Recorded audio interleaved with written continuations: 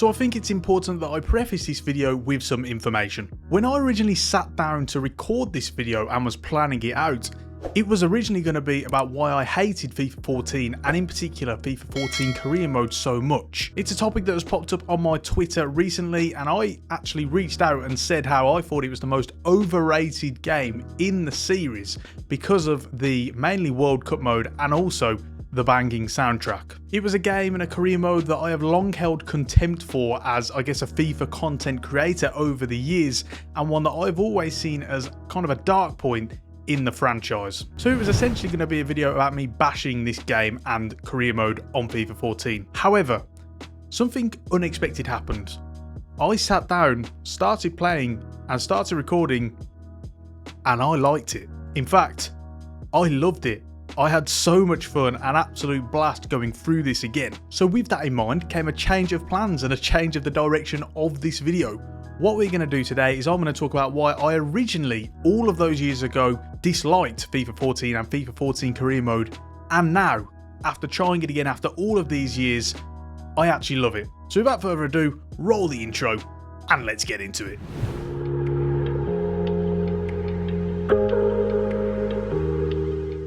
So let's talk about the reason I disliked FIFA 14 career mode so much first, and that is this: the global transfer network. This is something we still have today, and this was the first game in which this was introduced. However, it looked very different in the first iteration of career mode that it was present compared to what it does now. Now, this was down to one key factor. After you finish scouting a player in career mode on FIFA 14, you, for the most part, would be presented with a lack of information. Not only would you not see their overall ratings, but you also couldn't even get specific attributes. It would still give you a range despite the fact they were fully scouted. Now, I firmly believe that this used to be for every player across the course of the mode. However, I think they actually made a tweak to it later on as part of an update where it only happened to players under a certain rating, potentially 80 overall. So as a result, any player that you did scout over the 80 overall, you could see their ratings, but any under, you were really stabbing in the dark. Now, the global transfer network now is something that we're all very used to and really is a part of career mode, even though I think it should really go back to the old roots of having players where you can see their overall on a list and you don't have to go through all of this stuff with the scouting, at least if you choose to. However, back then this was a feature that really alienated me, and I know alienated a lot of career mode players as a whole, in particular not being able to see their ratings and having a limited search function compared to what we do now with regards to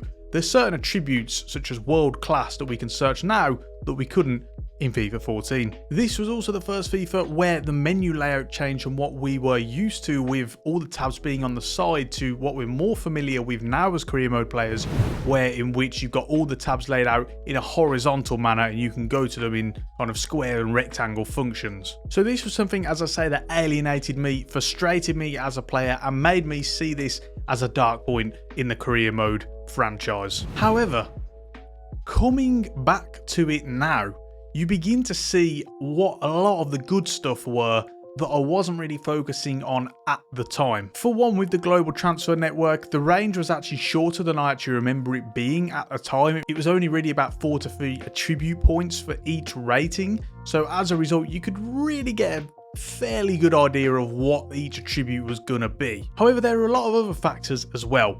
One thing very important to note, this was the first FIFA in which we had the new generation of consoles, the Xbox One and the PlayStation 4. It happened midway through the life of FIFA. So as a result, what they did is they kind of provided a next gen upgrade. And for those of you who remember switching from the 360 and PS3 version to the Xbox One and PS4 version, you'll have noticed huge differences. Now, this is something I didn't actually experience at the time because I was still on the original Xbox 360. However, when you play the Xbox One version, you notice huge differences. You started to see lots of tabs and custom tactics formations that you didn't have in the original old generation version. You had more improved and immersive gameplay and also a faster menu experience as well. This was an absolute game changer for FIFA and something that really shone above its old generation counterpart. Another thing that I looked back on and really appreciated was how comparing it to the current career mode of FIFA 23 and recent iterations, how it really does just knock them out of the park in a lot of regards. One of which was the fact that the menus were cleaner. I wasn't having to go through 10 menus to get to something that I wanted like you have to now on FIFA. There was actually less input lag. Work that one out on an older generation of console with an older game. And we also had this feature which EA removed for some reason, even though no one wanted it to be removed, and just never brought it back. The request of funds feature, a really good way of aiding you not only to get more funds but boosting the objectives in order to get those more funds should you so desire. A really fun feature that I had fun using as well. Remember when we had the budget allocation feature where you could alter your wage and transfer budget with a slider? Can't do that now.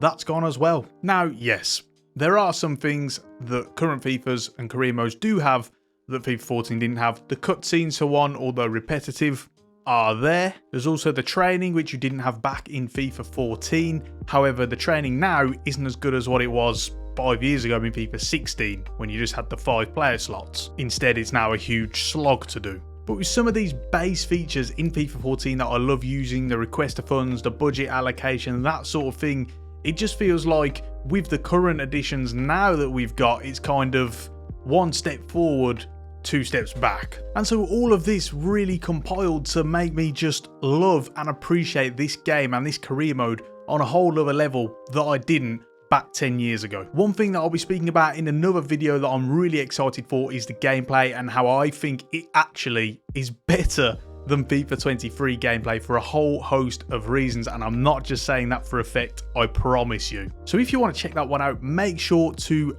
keep an eye on the channel, ring the bell to get notifications every time I upload, as well as subscribing to the video. Don't forget to check out my Patreon for lots of fantastic perks and rewards, and also check out the Retro FIFA playlist that I am doing. We've covered FIFA 9 and FIFA 10 so far, and lots more iterations of FIFA as well, so really think you guys will enjoy that. I also want you guys to let me know what your thoughts on FIFA 14 and FIFA 14 career mode were as well. Where does it rank amongst all of the FIFA versions for you? Let me know in the comment section down below. With that being said, we're ready to round it off there. Thank you so much for watching, and until the next one, I've been Bromma18, and I will see you soon.